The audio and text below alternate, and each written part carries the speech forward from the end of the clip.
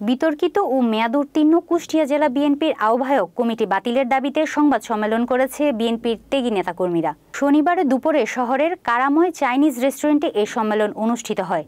এতে বক্তব্য রাখেন কুষ্টিয়ার সদর উপজেলা বিএনপির সাবেক আহ্বায়ক বশিরুল আলম চাঁদ, জেলা বিএনপির যুগ্ম সাধারণ সম্পাদক কাজল মাজুমদার, আব্দুর রাজ্জাক বাচ্চু, মিরাজুল ইসলাম রিন্টু, অ্যাডভোকেট শামীমুল হাসান অপুসহ বিএনপির বিভিন্ন পর্যায়ের সাবেক নেতারা। বক্তারা অভিযোগ করেন, আওয়ামী লীগপন্থী লোকদের পুনর্বাসন ও নানা বিতর্কিত কর্মকাণ্ডে বর্তমান জেলা কমিটি প্রশ্নবিদ্ধ হয়েছে। পাশাপাশি কমিটির মেয়াদও শেষ হয়ে গেছে। তারা বলেন, এ অবস্থায় দলকে শক্তিশালী করতে ত্যাগী ও পরীক্ষিত নেতাকর্মীদের নিয়ে নতুন আহ্বায়ক কমিটি গঠন করা জরুরি। নারায়ণগঞ্জের রূপগঞ্জ উপজেলার পূর্বাচলের ৩০০ ফিট সড়কের পাশে ১ নম্বর সেক্টরের একটি খালি প্লট থেকে